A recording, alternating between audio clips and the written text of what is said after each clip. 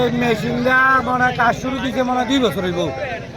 আমরা পানি নাই 2.5 বছরের উপরে, প্রায় 3 বছর।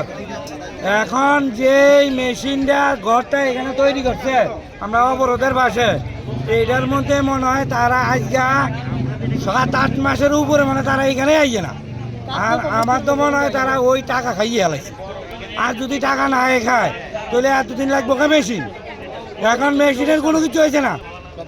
এখন কথা হইলে হ্যাঁ তারা সব কিছু রেডি, সব কিছু রেডি হইলে তারা মেশিন দেয় না গা, পানি দেয় না গা।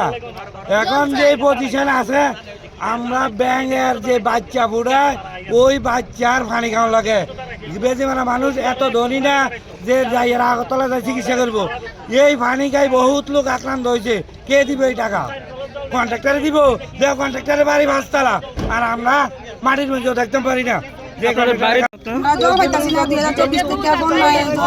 কোন জায়গায় আপনার এটা? কোন জায়গায়? সরকার থেকে তো হাড়গড় জলের যে ব্যবস্থাটা মানে জল জীবন মিশনের থেকে তো সবার বাড়ি বাড়ি সাপ্লাই বন্ধ হয়েছে, জল আয় না